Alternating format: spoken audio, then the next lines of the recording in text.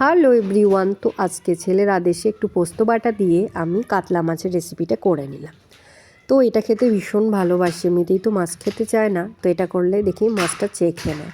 ওই পোস্ত একটু ভিজিয়ে রেখেছিলাম, গাদা পেটি মাছ আর হলুদ দিয়ে ভালো করে মেখে নিয়েছি নুন দিয়ে। এবার পোস্তটাকে ভালো করে শিলনোড়াতেই বেটে নিয়েছি। অল্প একটু পোস্ত মিক্সচারে না করে ওই আমি শিলনোড়ায় বেটে নিলাম। এবার নুন হলুদ ভালো করে মেখে নিয়েছি মাছটাতে।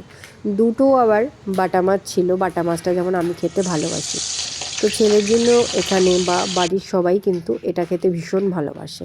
তো গাদা পেটি একদম মাছটা ছিল কিন্তু টাটকা আজকেরই মাছ ছিল, জ্যান্ত মাছ। তো সেখানে বাজার থেকে নিয়ে এসেছে, এই মাছটা খেতে কিন্তু ভীষণ বেশ ভালো লাগে। তো এবার মাছগুলো ভাজা হয়ে আমি মাছগুলোকে তুলে নিলাম।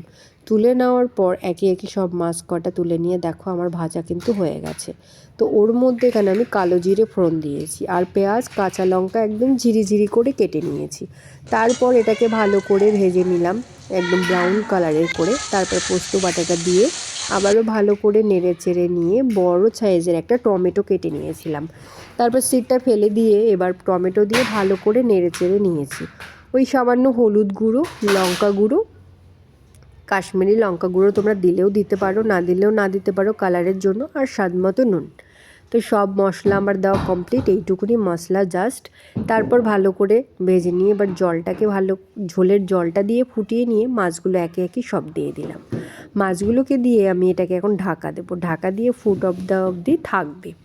তারপর তুলে একদম কাঁচা সর্ষের তেল উপরে ছড়িয়ে দিলাম। এটা একটু ঝাল ঝাল টাইপের হবে, খেতে যা না লাগে কি বলবো।